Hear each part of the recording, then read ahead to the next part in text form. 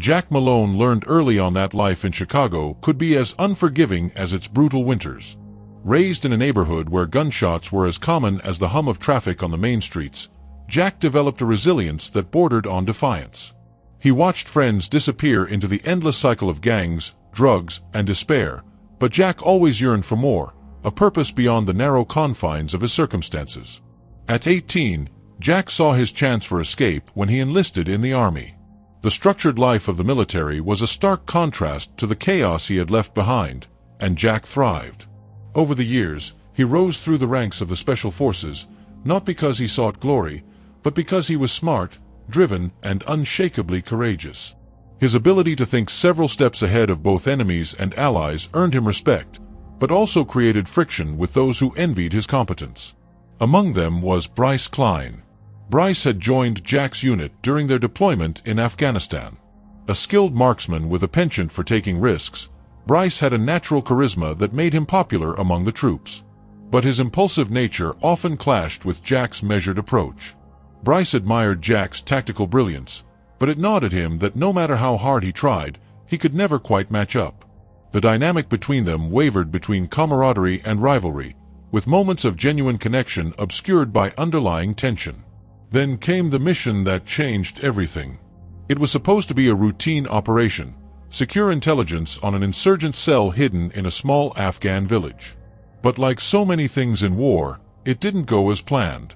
A trap was waiting, and the team was ambushed.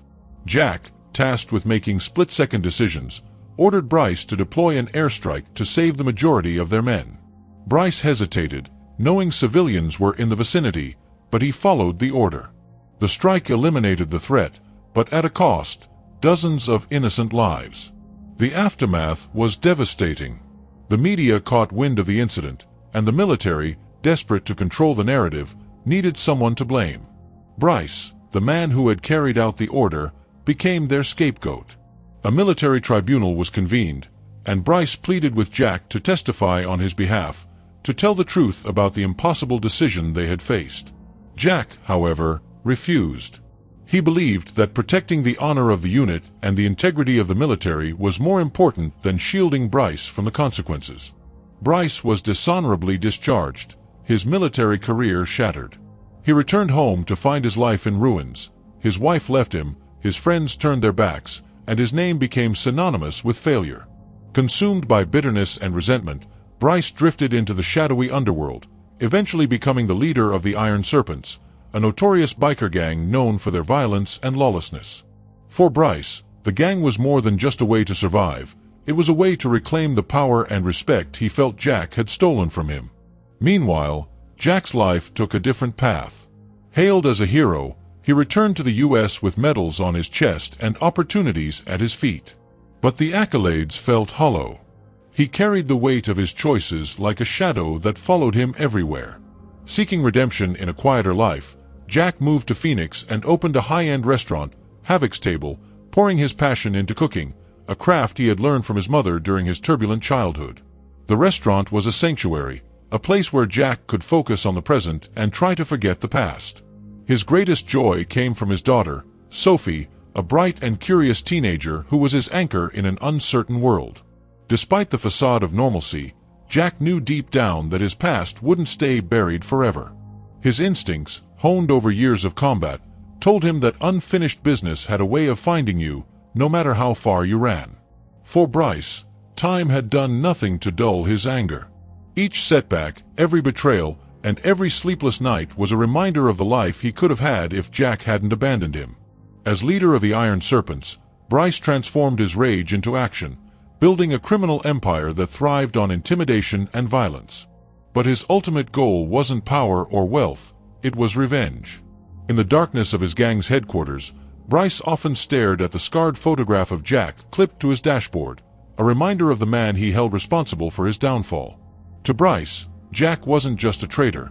He was the embodiment of everything Bryce had lost. The thought of confronting Jack fueled him, and as the years passed, Bryce's plans grew bolder, more ruthless. Jack's peaceful existence began to fray at the edges when strange things started happening around the restaurant. Anonymous threats arrived in the mail. The tires of his car were slashed. Sophie mentioned seeing men on motorcycles lingering near her school. Jack tried to dismiss these as coincidences, but the unease in his gut grew stronger with each passing day. One evening, while closing up Havoc's table, Jack stepped outside and found a small iron snake, a crude symbol of the Iron Serpents, coiled on the hood of his car. It was a message, clear and deliberate. Jack's first instinct was to call the police, but he hesitated. He knew the kind of men who sent messages like this, and he doubted they would be deterred by law enforcement. He didn't know it yet, but the storm he had tried so hard to outrun was about to catch up with him. And at the center of it stood Bryce, the man who had once been his brother-in-arms, now transformed into his most dangerous adversary. The warm ambience of Havoc's table was a stark contrast to the chaos Jack Malone had left behind years ago.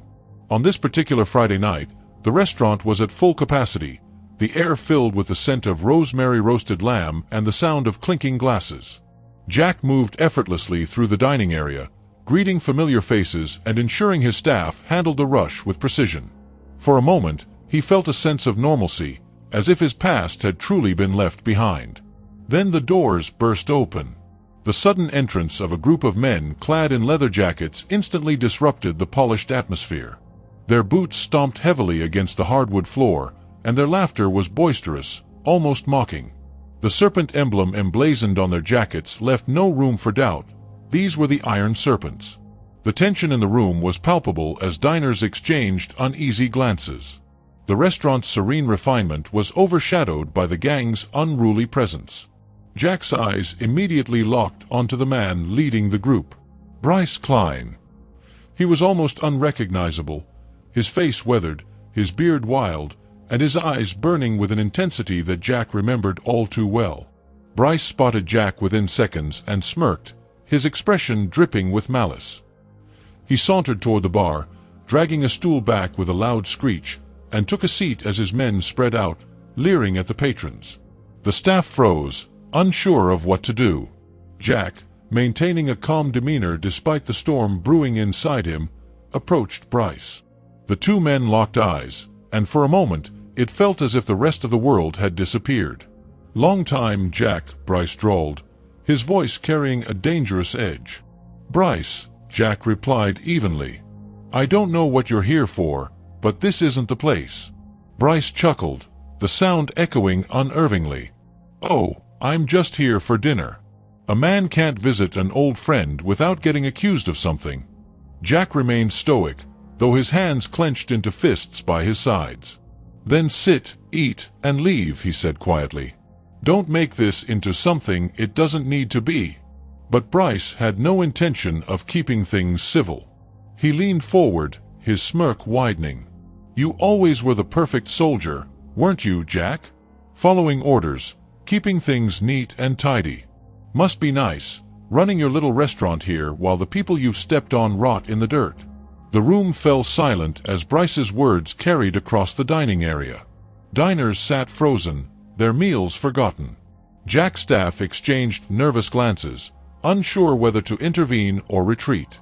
Bryce stood up suddenly, towering over Jack as he continued his tirade. "While you were collecting medals and handshakes, I was losing everything. My wife, my name, my future. Do you ever think about that, Jack? Do you ever lose sleep over what you did?" Jack's jaw tightened. He glanced briefly at Sophie, who was watching from the corner of the room with wide, frightened eyes. He needed to de-escalate this, not for his own sake but for hers. "Bryce," Jack said, his tone firm but controlled. "What happened to you wasn't just my decision. You made your choices. You knew the risks." Bryce's eyes darkened. "Don't you dare act like you're innocent," he growled. Without warning, he grabbed a pitcher of beer from the bar and dumped its contents over Jack's head. The room collectively gasped, and laughter erupted from the Iron Serpents as Bryce stepped back, his chest heaving with rage. Jack stood motionless, drenched but calm. He wiped his face with a napkin and met Bryce's glare with a chilling resolve. "You're done here," Jack said quietly. For a moment, Bryce seemed ready to retaliate, but something in Jack's unwavering gaze made him pause. With a derisive snort, Bryce turned on his heel and walked out, his gang following closely behind. The room remained silent until the roar of motorcycle engines faded into the distance. Jack turned to his staff. "Let's clean up and keep going," he said, his voice steady despite the storm brewing inside him. He caught Sophie's worried gaze and offered her a small nod, silently promising her that everything would be okay. But everything was far from okay. In the days that followed, the Iron Serpents escalated their campaign of intimidation. The restaurant's windows were shattered one night, graffiti defacing the walls with venomous messages. Jack found dead rats stuffed in the kitchen storage room, a grotesque warning that they were being watched. Sophie began receiving anonymous calls on her phone, the voice on the other end growling threats that left her shaken. Jack's instinct was to go to the police, but he knew men like Bryce wouldn't be deterred by restraining orders or patrol cars. They thrived on fear and chaos, and the law could only do so much. Jack realized he couldn't rely on others to protect what mattered most. He had to act. Late one night, after closing the restaurant, Jack stood alone in the dining room, surveying the damage done by the serpents. His mind raced with memories of his time in the military. The strategies, the training, the relentless drive to overcome impossible odds. For years, he had suppressed that part of himself, trying to build a new life free from violence.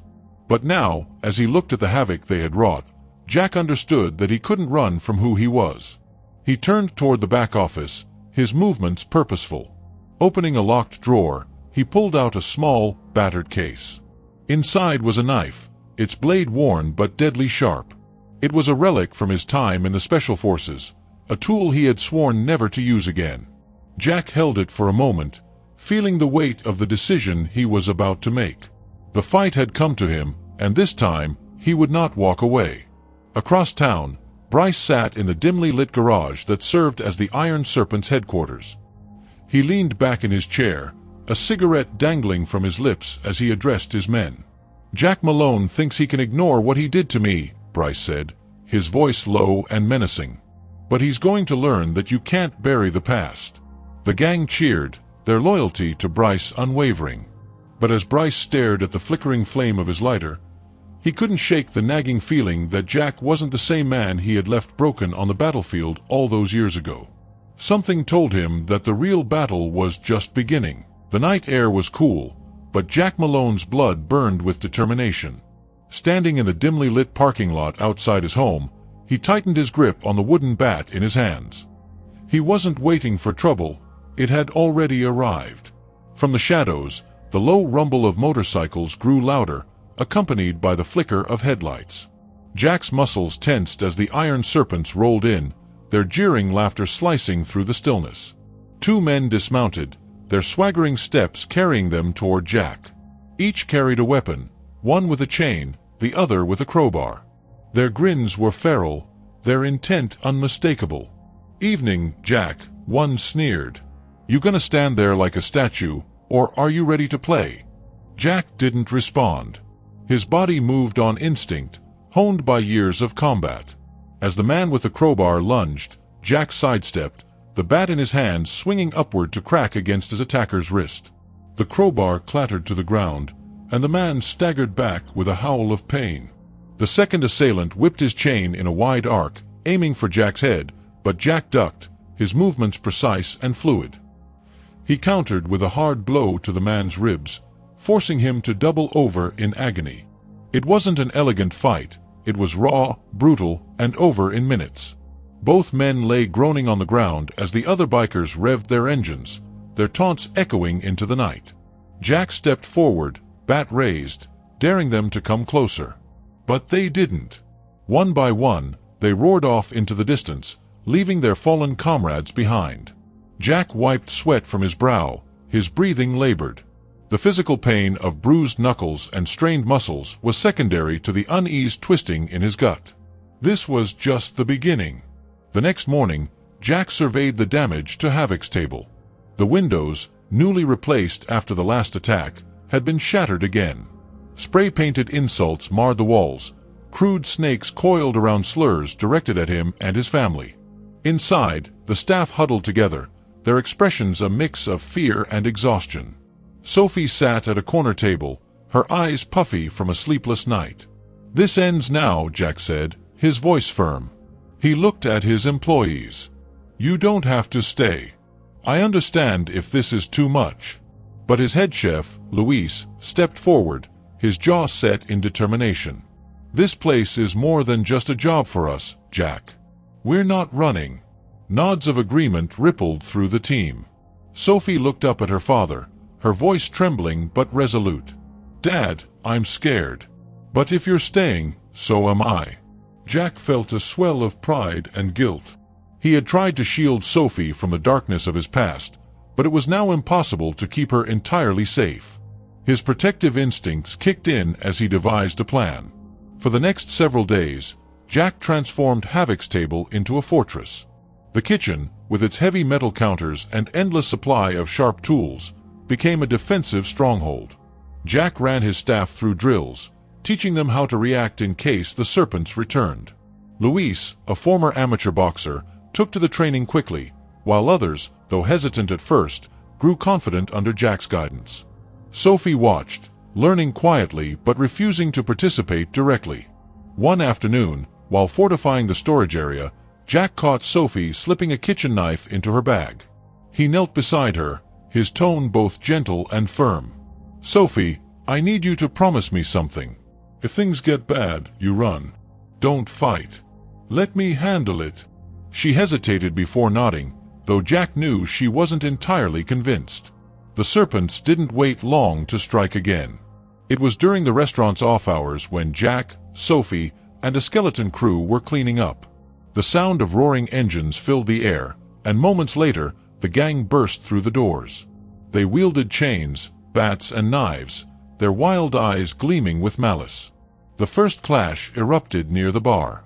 Jack, wielding a frying pan he had grabbed from the kitchen, deflected a blow aimed at Luis.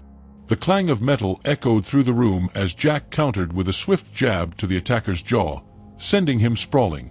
Luis fought alongside him, his boxing training evident in his precise punches. Two serpents cornered a waitress near the back, but Jack hurled a tray like a discus, striking one in the head and buying her time to escape. Chaos reigned as tables were overturned, plates shattered, and shouts filled the air. Bryce Klein entered the fray like a storm. His presence commanded attention, and the room seemed to freeze as he stepped toward Jack, swinging a thick metal chain. "This is where it ends, Jack," Bryce roared, his voice dripping with years of anger. "Not for me," Jack replied, his eyes locked on Bryce's. The two men clashed in a whirlwind of violence. Bryce's chain lashed out, narrowly missing Jack's shoulder. Jack retaliated with a brutal punch to Bryce's midsection, forcing the man back. The fight moved into the kitchen, where Jack used every inch of the space to his advantage. He grabbed a sack of flour, hurling it at Bryce and creating a cloud of white dust.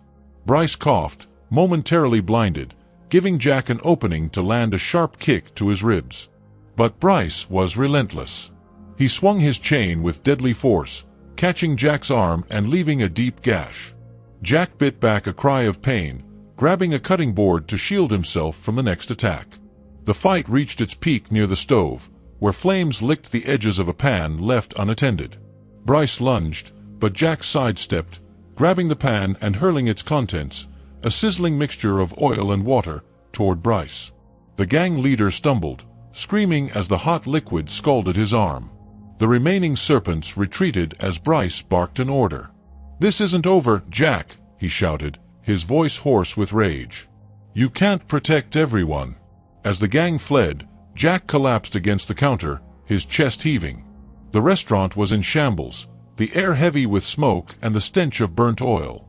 Sophie ran to his side, tears streaming down her face. "Dad, are you okay?" she asked, her voice trembling. Jack looked at her, his face weary but resolute. "I'll be fine," he said, though he knew the battle was far from over. Bryce wasn't just after revenge. He wanted to break Jack completely.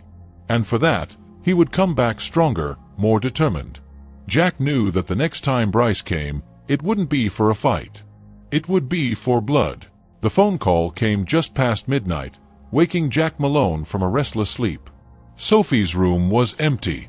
Her bed was unmade, her favorite blanket crumpled on the floor. On the nightstand, Her phone buzzed incessantly with an unknown number. Jack's gut churned as he answered. "Jack," Bryce Klein's voice growled from the other end. "I've got your girl. If you want her back, you'll meet me. Alone." Jack's blood turned cold. His grip tightened around the phone. "If you touch her," Bryce interrupted with a sinister chuckle. "Save the threats, soldier boy. This isn't about her. It's about you and me. You've got 2 hours. There's an old warehouse off Camelback Road. Bring your war face." The line went dead. Jack stood frozen for only a moment before springing into action. His military training kicked in, his mind already racing through potential strategies. He grabbed the duffel bag hidden beneath his bed, a relic of his former life. Inside were tools of survival, knives, a handgun, tactical gear, and a medkit. He strapped on a bulletproof vest, knowing full well that Bryce wouldn't fight fair. As he left the house, Jack made a single call. It was to Luis, his most trusted ally. "I'm going to get Sophie. If I don't come back, take care of the restaurant. Take care of her." Luis's voice was steady, though tinged with worry. "You'll come back, Jack. You have to." The warehouse loomed in the darkness, its rusted exterior illuminated by the flickering glow of a nearby streetlight. Jack parked his truck a block away and approached on foot, his senses heightened. He noted the chain-link fence, the broken windows, and the faint murmur of voices inside. The iron serpents were here, scattered around like predators waiting for their prey. Jack slipped through the shadows, silent as a ghost. He took out 2 guards near the entrance with precision, disabling them before they could sound the alarm. His movements were swift, calculated. Every step brought him closer to Sophie. Inside, the warehouse was a labyrinth of crates and machinery. The air was thick with the smell of oil and decay. Jack moved cautiously, his ears tuned to every sound.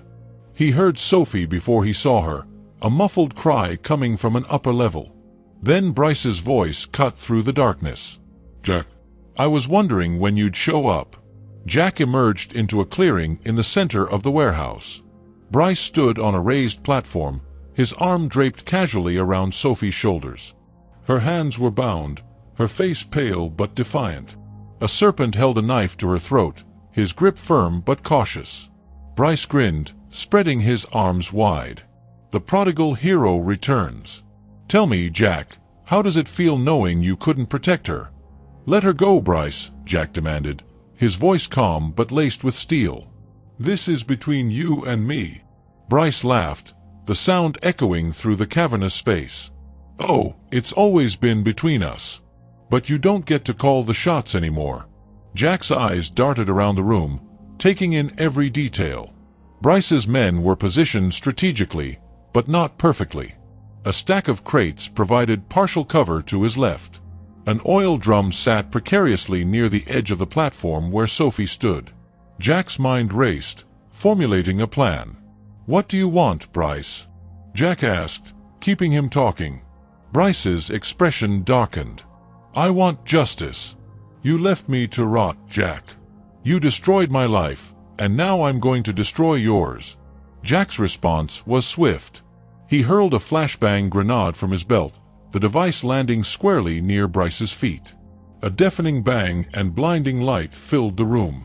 Jack moved instantly, diving behind the crates as chaos erupted. The serpent scrambled, disoriented. Jack took advantage of the confusion, taking down 2 men with precise shots. He sprinted toward the platform, weaving through gunfire and using the environment to his advantage. A burst of adrenaline propelled him upward as he climbed the metal staircase 2 steps at a time. Bryce recovered quickly, grabbing Sophie and retreating toward the back of the platform. The serpent holding her had been incapacitated in the chaos, but Bryce's grip on her was unyielding.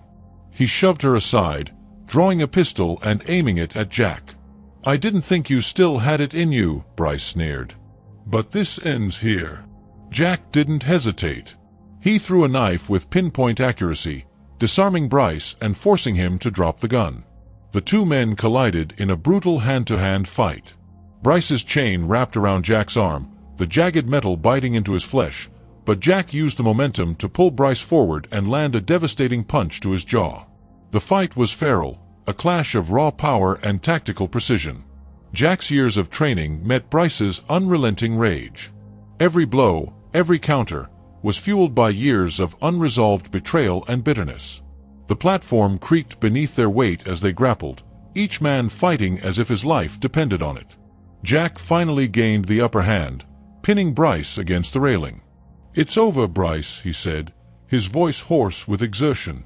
But Bryce's gaze shifted behind Jack.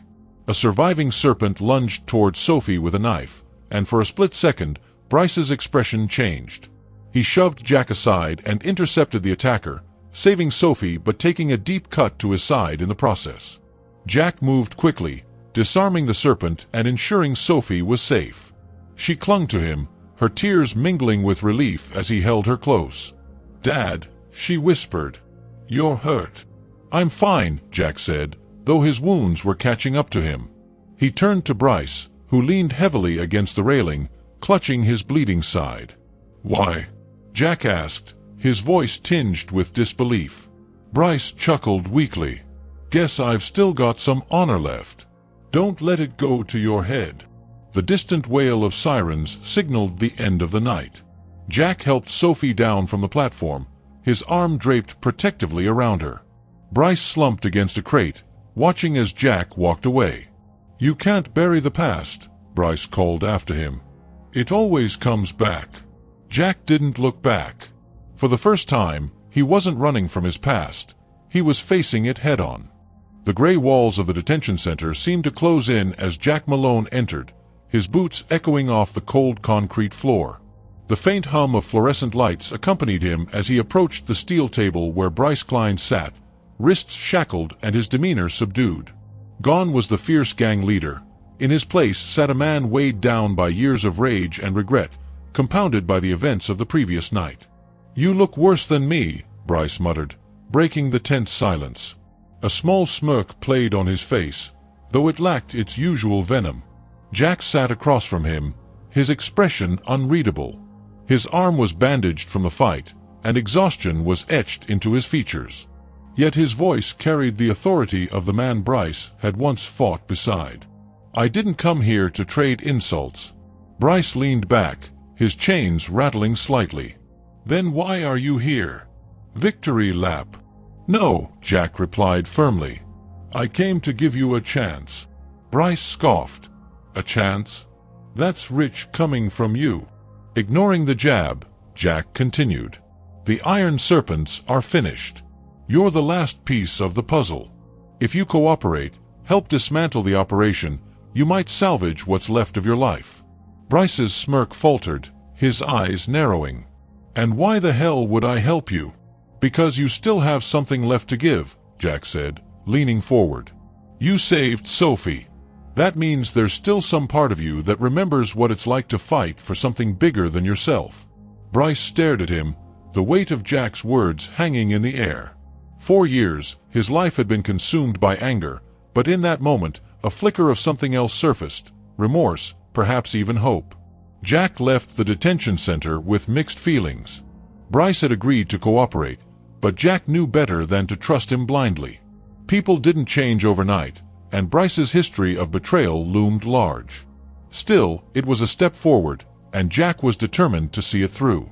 Back at Havoc's table, the staff worked tirelessly to repair the damage from the gang's final assault. Broken glass was swept away, graffiti scrubbed off the walls, and overturned furniture set upright. The once chaotic dining area slowly began to resemble the warm, welcoming space it had been before. Sophie sat at a corner table, sorting through menus and making lists for restocking supplies. Despite the lingering fear in her eyes, there was a newfound strength in her demeanor. She looked up as Jack entered, her face breaking into a relieved smile. "Did he agree?" she asked, setting down her pen. Jack nodded, sinking into the seat across from her. "He did. It's not going to be easy, but it's a start." Sophie reached across the table, her hand resting on his. "You think he'll actually go through with it?" Jack hesitated before answering. "I don't know. But if there's even a chance to stop this for good, I have to try." The following weeks were a whirlwind of activity. Bryce's information led to several raids on the Iron Serpent's operations, from drug warehouses to illegal arms caches. Each success felt like a small victory, but the cost was high. Bryce's cooperation put a target on his back, and rumors of Serpent loyalists seeking revenge spread quickly. In his prison cell, Bryce faced the wrath of those he once commanded. He endured threats and attacks, his defiance earning him both respect and scorn. Yet he continued to provide intelligence, driven by something even he couldn't fully articulate. Perhaps it was guilt. Perhaps it was the faint hope of redemption. Meanwhile, Jack threw himself into rebuilding not only the restaurant but also his relationship with Sophie. The trauma they had faced brought them closer, but it also forced difficult conversations about the life Jack had tried to shield her from. One evening, as they shared a quiet dinner in the restored dining room, Sophie broke the silence. "Dad, why didn't you ever tell me about Bryce?" "About all of it?" Jack sighed, setting down his fork. "I wanted to protect you. I thought if I kept it buried, it wouldn't touch you. But I was wrong." Sophie frowned, her gaze unwavering. "I don't need you to protect me from the truth. I need you to trust me."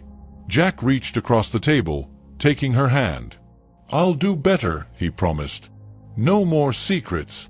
As the dust settled, Jack found himself drawn back to the community he had once kept at arm's length.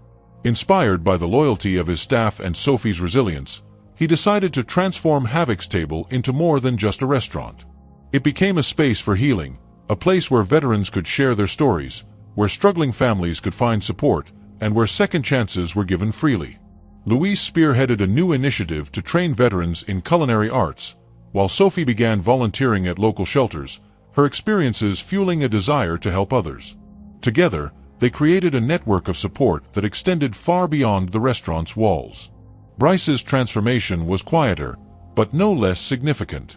From his cell, he continued to provide key intelligence, dismantling what remained of the Iron Serpents. His cooperation earned him a reduced sentence, but his scars, both physical and emotional, would remain.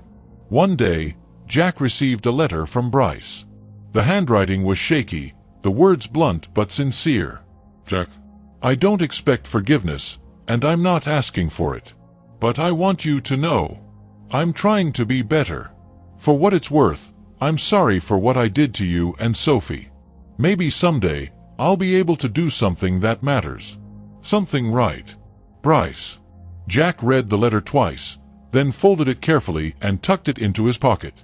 It wasn't redemption, but it was a start. The reopening of Havoc's Table was marked by an outpouring of support from the community. Regulars returned, eager to reclaim their favorite gathering spot. New faces appeared, drawn by the restaurant's reputation as a beacon of resilience.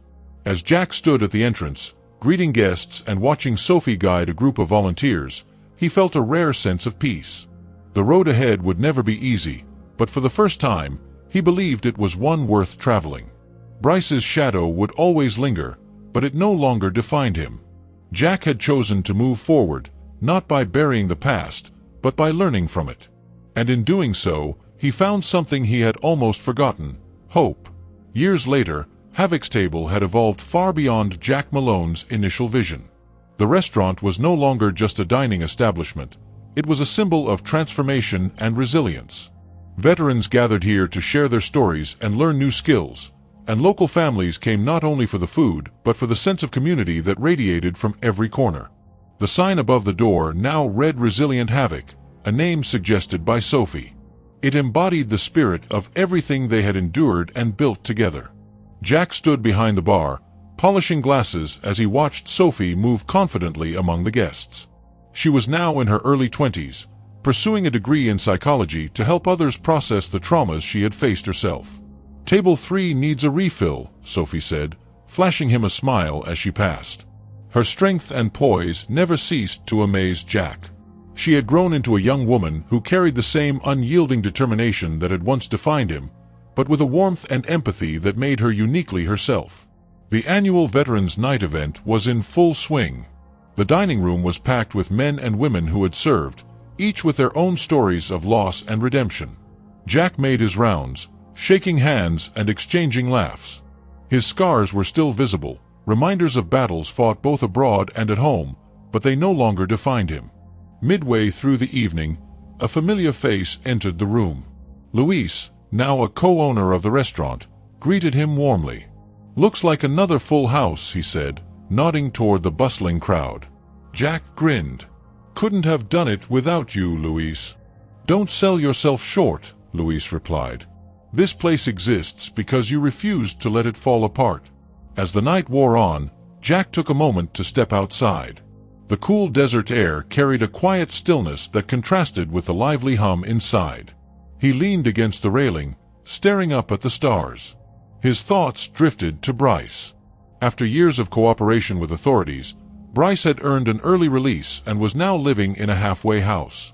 Jack hadn't seen him since the day at the detention center, but they had exchanged sporadic letters. Bryce's updates were brief but meaningful, accounts of his work mentoring at-risk youth, helping to steer them away from the path he had once taken. Jack's phone buzzed, pulling him from his thoughts. It was a message from Bryce. "I heard about tonight. Good for you. Maybe next year, I'll come by. I owe you that much. Bryce." Jack stared at the screen for a moment before typing back. "You're welcome anytime. One step at a time." Inside, Sophie was leading a toast. She stood at the center of the dining room, her voice steady and clear. "To all the men and women who've served and sacrificed, and to the people who've helped them find their way back. This place is proof that no one has to walk alone." The room erupted into applause, glasses clinking as cheers echoed. Jack watched from the doorway, pride swelling in his chest. Sophie caught his eye and smiled, raising her glass toward him. He raised his in return, his heart full. Later that night, after the last guest had left and the chairs were stacked, Jack and Sophie sat together at one of the tables. The restaurant was quiet now, the warm glow of the lights casting soft shadows on the walls. "You did good tonight," Jack said, breaking the silence. Sophie shrugged, though her eyes sparkled. "I had a good teacher." Jack chuckled. "You've come a long way, sophomore. I don't know if I tell you that enough." She leaned back in her chair, a thoughtful expression crossing her face. "Do you ever regret it? All of it? The choices you made?" Jack paused, considering her question carefully. "Regret? It's a heavy thing. I've carried my share of it. But if I hadn't made those choices, right or wrong, I wouldn't be here. And neither would you." Sophie nodded, her gaze steady. "I get that. But I'm glad you chose to fight. Not just back then, but for us. For this." Jack reached across the table, squeezing her hand. "You're the reason I kept going. Don't ever forget that." As father and daughter sat in the quiet, Jack allowed himself a rare moment of peace. The journey that had brought them here had been marked by loss, betrayal, and hardship, but it had also been one of growth, love, and redemption. The future was uncertain, as it always was. But Jack knew one thing for sure: together, they could face anything. And with resilient havoc as their foundation, they had built something that would endure, a testament to the strength it took to rise from the ashes and keep moving forward. Jack glanced at the clock. It was late, but he didn't mind. For the first time in years, he felt truly at home. If you enjoyed the story and want to see more content like this, support the channel by subscribing, liking, and turning on notifications.